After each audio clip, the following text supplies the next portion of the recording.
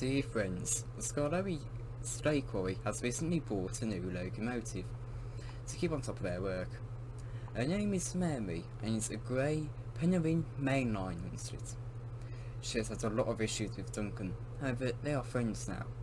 She is also very vulnerable to her emotions, leading her to break down into tears, losing all dedication and motivation when something negative is said about her. However, usually some motivation from her fireman, Charles and Duke, usually help her through it. In these stories, you'll learn about her and her story. The author, Great RJ1. Gauge Troubles. The quarry on the Scarberry Railway has been vital to many things around the island. However, the transportation of the minerals had started to become far too much, to the point where the railway's engines were doing mineral work far more than their normal jobs. The controller and manager knew something had to be done. One morning, whilst in the sheds, the engines were preparing for work when they heard an unfamiliar whistle. "What was that whistling to wake me up?" grunted Duncan. "Now don't grumble, Duncan. Manager said the quarry was learning a new engine. Perhaps they're coming to see us," replied Manius. Puffing was heard as it got louder and louder, until a grey tender engine with a square-like saddle tank, a roof on the front of her tender, side plates and red side rods arrived at the shed.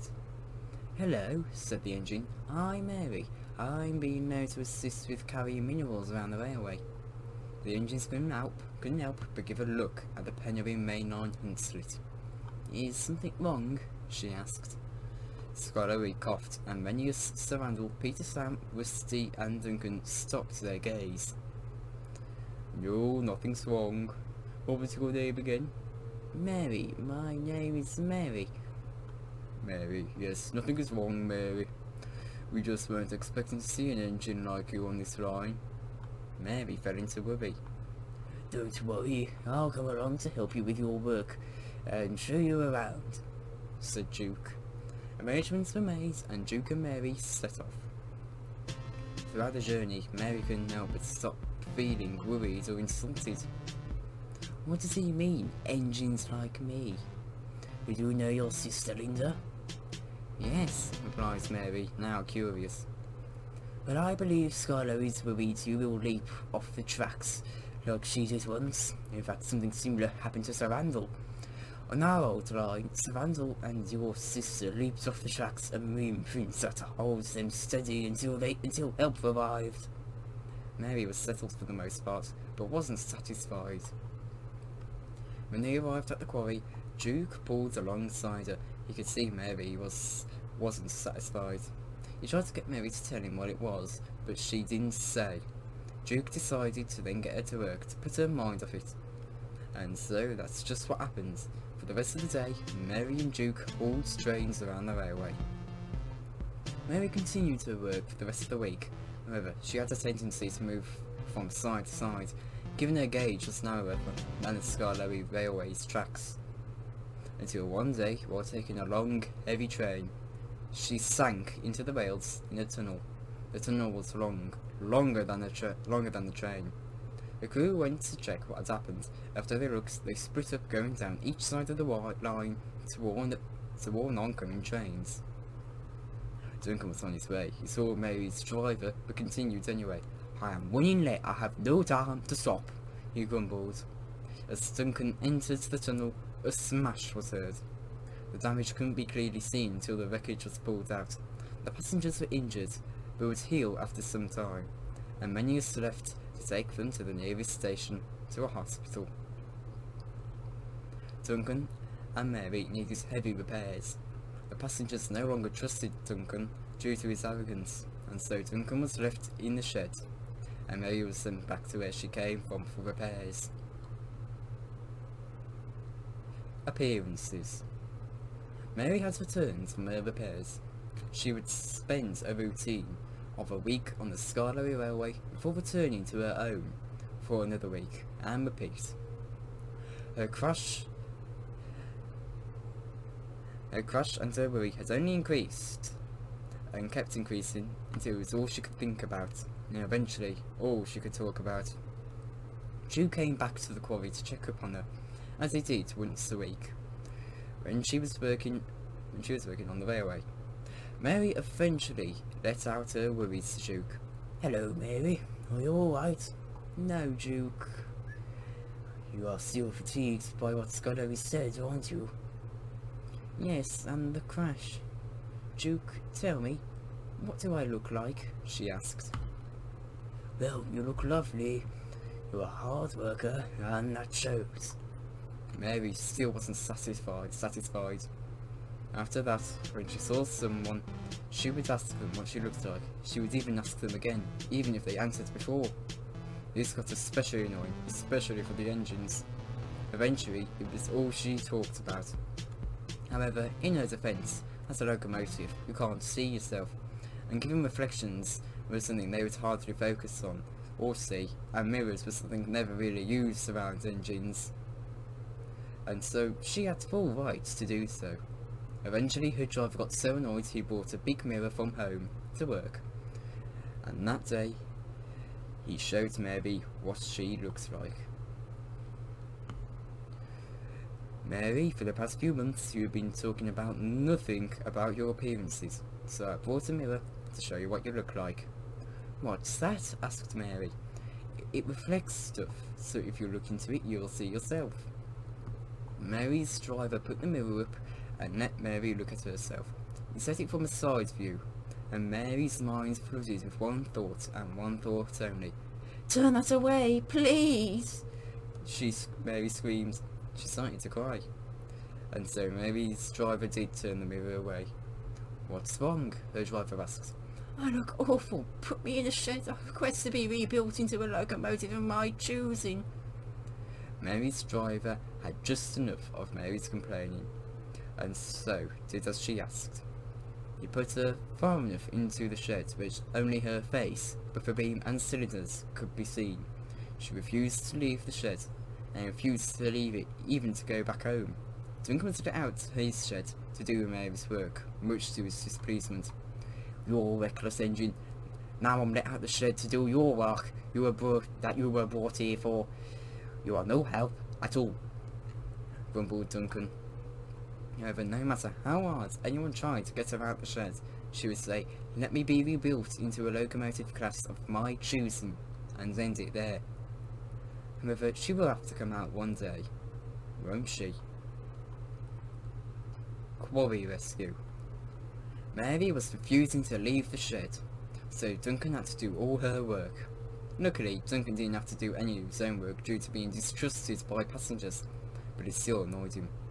One morning, the trucks were being brought down the incline, and he saw Mary in her shed, crying, as she would when she wasn't arguing. Once all the trucks were brought down, Duncan brought them alongside Mary, so he could talk to her. You are of no use. You look terrible. You perform terrible. You are in general terrible, Duncan shouted at her rudely. He then left his trucks to turn around. Mary's tears only intensified after hearing that. Duncan then took his train. He stopped at the tunnel that he had crashed into Mary at. He was in the final stages of repairs. The workman then let him through, and he set off again. He made it to all the stops and went back to the incline. He put the empty trucks on one side and moved to the other, waiting for the trucks to come down. However, nothing happened. And go up. What is going on? I will be late, Duncan complained. Quiet, we have an inspector inspecting for maintenance. Once he's finished with the winch, we shall turn it back on, if he allows it. Duncan hissed steam at the workman. Eventually the inspector finished inspecting the winch, and said it needed some maintenance, and should not be used, and so Duncan had to push and pull the trucks up the incline and down the incline. Once he was done, Duncan was glad of a rest until his driver reminded him, "Come on, Duncan, we have to take this freight around the railway." Duncan hissed steam and took the train, complaining all the way. Duncan was hurrying down the line, breaking the speed limit. "Slow down, Duncan, we're breaking the speed limit." "I do not care. We're going to be late, and that is all that matters," Duncan replied. He was approaching a tight turn with a bank beside it. His driver and fireman knew he wouldn't make it, and so applied the brakes and jumped out Duncan.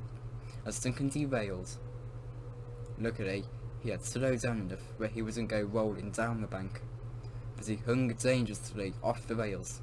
People below saw Duncan and ran, picking up their picnics and screaming. News quickly reached the quarry, and Mary's driver and fireman, who had been helping with the mining, came to Mary. "Come on, Mary," they said. "Duncan is off the line, and we're the only ones that can help him." "No, I won't go. He insulted me, and besides, I'm not good at looking."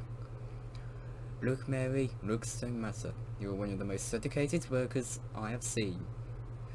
You being like you are, will only put you on the same level as Duncan," her fireman Charles said. Mary felt moved by her fireman's monologue. She willingly let her crew put her into steam, and for the first time in 2 months, she steamed out her shed. She hurried down the line, keeping to the speed limit, as she soon arrived at the crash, as the sounds of screams got louder and louder. Duncan heard puffing. "Who is that?" Duncan shouted. "It's me. I'm here to help," replies Mary. "Oh no, not you. Clear off. Get drunk. You'll be of more use," Duncan replied.